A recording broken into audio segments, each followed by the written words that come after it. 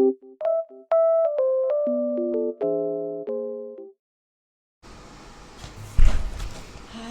Assalamualaikum. Okay, hari ni saya nak cerita pasal buku ni. Dia baru je beli dan dah habis dalam masa 3 hari. Sebab English dia simple sangat dan cara penceritaan dia macam buku fiction. Dia ada watak dia, tapi dia ada lesson learn. Macam kita baca buku cerita yang banyak moral values lah. Basically dia cerita pasal satu perempuan ni yang ada semua benda yang dia nak. Financially memang orang kaya, but kata dia living a world class punya life. Dia ada private jet, dia ada anak seorang, tapi dia bercerai dengan suami dia sebab suami dia tak boleh nak keep up dia punya ambition tu. Maksudnya dia terlalu nak sangat fokus dekat career dia yang sampai dia tak peduli pun pasal dia punya marriage. And then turning point dia is that waktu tu dia terlalu ego dan dia salah buat decision untuk bisnes dia. Jadi dia punya bisnes ni macam crumble lah sebab dia ada financial loss yang banyak. And then bapak dia pula diagnosed dengan cancer. So benda tu berlaku macam erupt at the same time. Jadi dia terus macam terduduk sikit lah. So daripada situ yang dia bawa kita kepada beberapa lesson learn lah yang kita boleh emulate kat dalam kehidupan. Okay, dia banyak lesson, tapi yang saya nak share hari ni adalah strategi ataupun dia punya teknik yang dia pakai bila dia berjumpa challenges in life lah. Okay, so dia panggil ni LSGT. Tak menarik kan? Macam LGBT je. Okay, tapi sebenarnya L adalah learn, S adalah study, G grow, T dengan train. Okay, dia macam ni. Let's say kita ada jumpa satu masalah, kan, masalah kehidupan lah, apa-apa je lah masalah, dan kita flang lah. Okay, katakan je contohnya bisnes kita tak berjaya. So itu adalah masalah kehidupan kan. Bila bisnes kita tak berjaya, then kita akan bengang semua kan. Tapi benda-benda tu memang sebagai manusia memang kita akan sedih apa semua tu, tak apa. Cuma yang penting what happens next. So teknik ni nak ajar apa yang kita perlu buat selepas kita mengalami kekalahan macam tu. So nombor satu, learn ni maknanya kita belajar balik kenapa benda ni jadi macam ni. Kita tengok balik apa yang terjadi, apa yang dia nak cerita kat sini. Kita study balik. Bukannya dalam masa yang sama dulu kita study pasal diri kita je tau. Kita kena study juga lesson learn yang berlaku dekat orang lain. Contohnya orang ni pun bisnes dia jatuh juga, apa dia buat, kenapa jadi macam tu. Basically that stage, learning station, nak kata kita bukan je belajar daripada mistake kita, tapi kita kena belajar juga daripada mistake orang lain. Yalah, kita pun hidup tak lama nak buat semua kesalahan untuk belajar kan. Jadi kita kena belajar daripada orang lain. Daripada situ kita dah habis study, kita jadi apa? The observer lah. Maksudnya kita tengok, kita macam keluarkan diri kita dari situation tu, tengok yang kita dah buat ni apa jadi, dan kita belajar daripada situ. Kita belajar dia punya hikmah dia ke, macam tu lah kan. Okay, lepas kita dah learn tu, kita study. S, study So kita tengok, daripada kita study, lepas kita dah tengok banyak-banyak pengajaran-pengajaran tu, kita study apa hikmah di sebalik benda ni, apa yang situation ni nak try ajar kita. Dia macam setiap benda yang berlaku ni mesti ada hikmahnya kan. So yelah, kalau macam orang Islam, dia akan cari apa hikmah di sebalik kejadian. Obviously lambat baru kita nampak hikmah tu, tapi untuk kita bangun balik tu, kita try tengok kenapa benda ni jadi kat aku macam tu. Kenapa, what is this thing or condition is teaching me. You have to like tengok apa. Lepas tu macam mungkin kita akan nampak ada relation. Mungkin benda ni jadi untuk connect dengan apa yang jadi akan datang.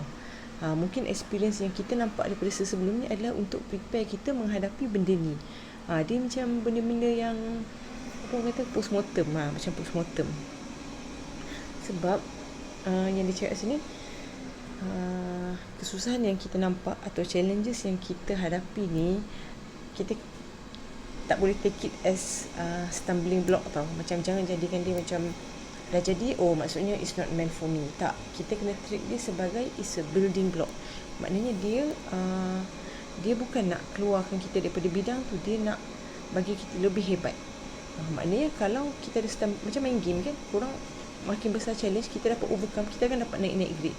So lebih kurang macam tu lah, kita kena treat dia macam tu. Benda-benda dia jadi, mungkin sebab untuk prepare kita kepada bigger challenge. Macam tu lah. Okay. Jadi step yang ketiga pula, grow. Kan kita dah study, kita dah tengok, kita dah tahu hikmah dia, dan kita kena grow. Kita kena lepas kita dah nampak benda-benda tu, of course kita akan alter kita punya belief, kita punya strategi, kita akan nampak a new angle of things kan. So dari situ kita grow.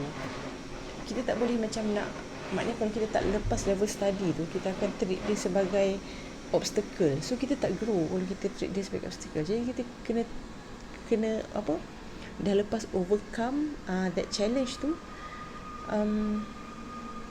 kita akan jadi lagi better sebab kita understand benda tu. Okay lah, senang cerita macam ni. Let's say ada satu masalah ni, macam tadi saya guna business kan, business tak jadi kan. So mungkin first kita tengok, business ni tak sesuai ke? Kenapa? Marketing salah ke? Ke strategi tak betul? Ke packaging tak cantik? Ke tak cukup kuat? Ke promo tak cukup banyak? Lepas tu kita tengok pula orang lain buat macam ni, kenapa dia flang, apa dia buat. Then kita study, oh benda ni jadi apa hikmah dia. Oh mungkin bisnes kita flang waktu ni sebab nak suruh kita ready untuk wave yang akan datang yang lagi teruk. Contoh. Okay. And then kita grow. Dari situ kita cakap, oh tak boleh jadi sebab kita dah ada experience benda ni terjadi. Kita dah ambil lesson learn dan kita dah tahu dah apa nak buat. Maknanya kita grow lah daripada masalah tu. Bukannya macam jadi terus tak nak. Tapi kita kata, oh okay, sebab benda ni jadi macam ni, jadi so ending dia macam ni, jadi untuk strategi akan datang kita kena buat A, B, C macam tu. So dari situ kita grow lah. Macam yelah, mungkin orang nampak tengok dia buat bisnes tak ideal itulah pasal. Sebenarnya tak. Sebenarnya kalau kita treat masalah tu macam tu, ia adalah menjadi macam building block untuk building block untuk kita ke depan. It's a ground for growth. Okay. Bila dah macam tu, kita kena train lah benda tu sentiasa. Maknanya yelah, bila sesuatu jadi, kita ingat pengajaran ni waktu tu je kan. Sama lah macam kalau makan sambal pedas waktu tu je, oh taubat lah tak nak makan sambal ni, tapi nanti kita lupa, kita makan lagi kan.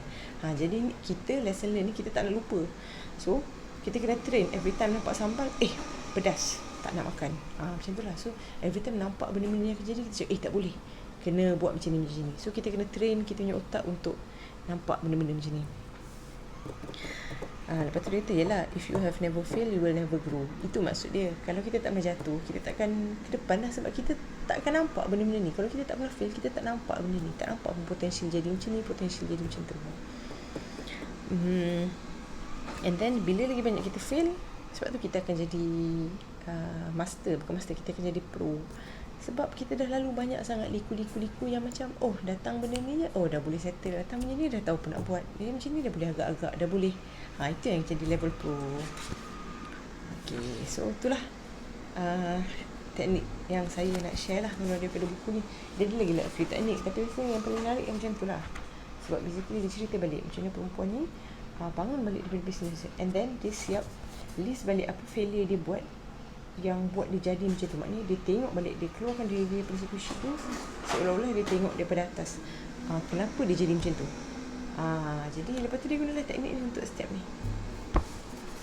Okay, harapnya bermanfaat lah untuk masa-masa COVID kita ni. Okay, terima kasih. Bye. Assalamualaikum.